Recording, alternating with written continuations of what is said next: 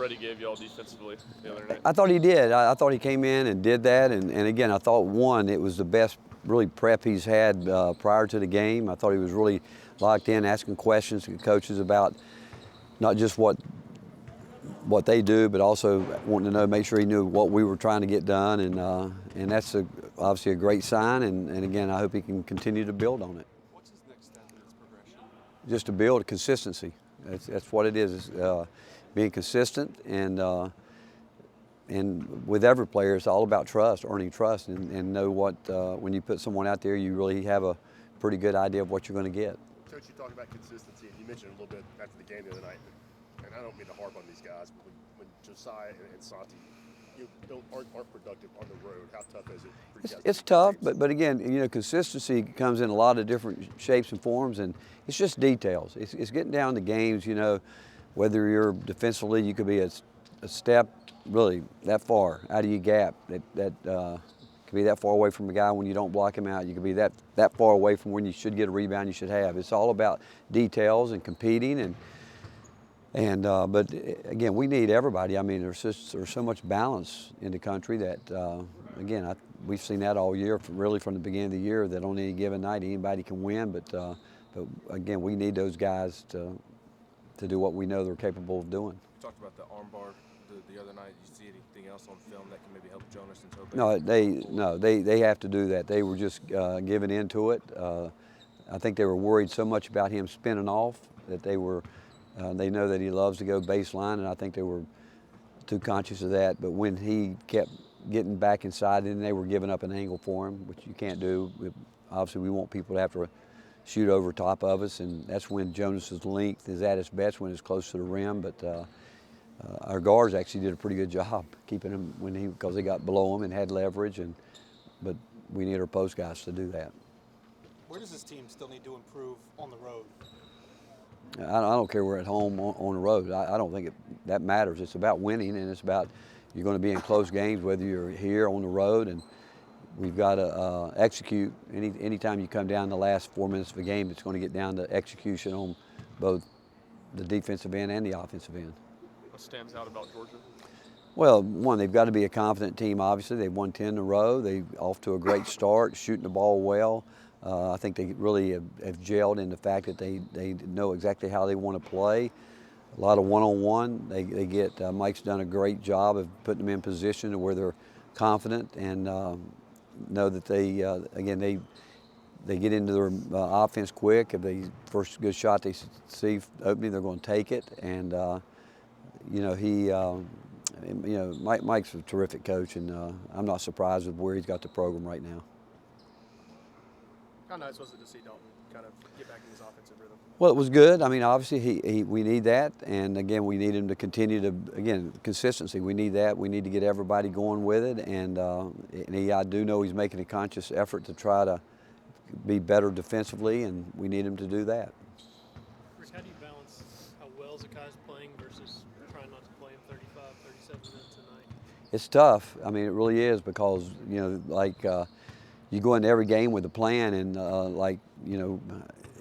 it goes back. You feel like you want to put the ball inside, but you put it there. Then guys are getting stripped. You're not getting that, so now you have to go a different way. And Zakai was really the only guy the other night creating any foul situations. Picking up fouls. And but if there's anybody that can play a lot of minutes and withstand it, it's him. And there is a line there that we'd like to keep him under, but again, I talk about it game to game. You got to try to win that game, and we have to do what we have to do. Does that create more urgency for the other guards to kind of figure it out? Well, yeah, you'd like for them, but it goes back to that word we keep talking about, consistency. What are we going to get? We know, it's obviously we know what we're getting from him.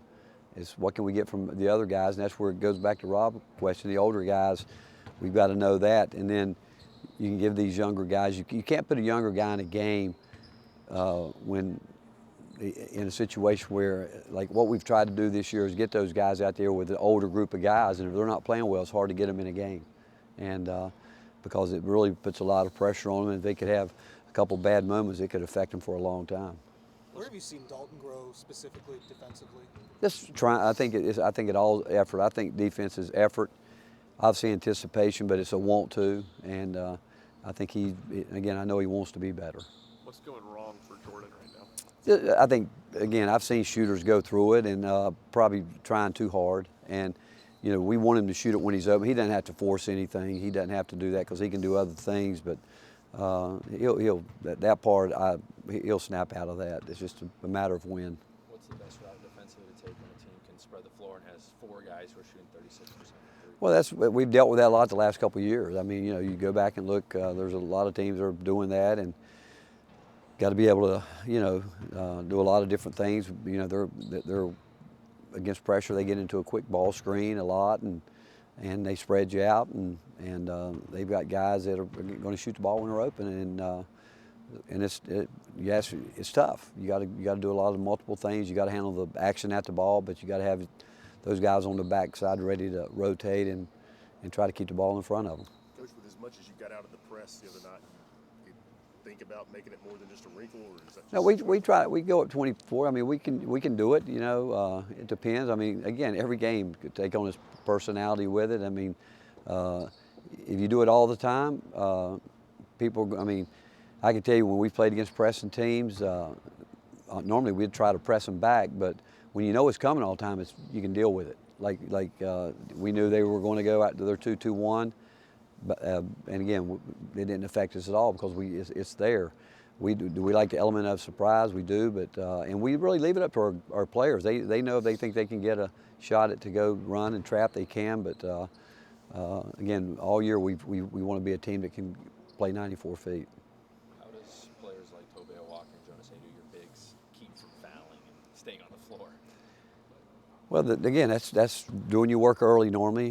Normally when you foul, you get behind, you slap down because you're not in position. It all goes back to, you know, being alert. I use the term all the time, do your work early so you're not playing catch up. When you play catch up, you're going to probably feel like you're desperate and you swipe down or you don't get out there in time. You hit somebody, hip check them, whatever it may be, and it's just alertness and it's, again, it's attention to detail. Those issues against Tolu, were those issues earlier in the season when you were facing Kansas, Purdue, and North Carolina? They're all different. I mean, again, all good post players know where they want the ball, and they know where they want to get it. And that's what I've told our guys. I don't care if it's Edie, Baycott, Tulu, they know where they want the ball, and they don't settle. And that's where he knows he's, other than his dunk, I think he scored every bucket below the rim because he knows how to angle. He knows he gets you where he wants you to get you to start with, and he fights for his space. And that's why any low post player that's good, he knows where he wants it. If he doesn't get it there, he's going to find a way to get it there. He's not just going to settle. And those guys, any good low post player is good because they know where they want the ball and where they have to be. Anything else? Thanks, Coach. All right, thank you guys.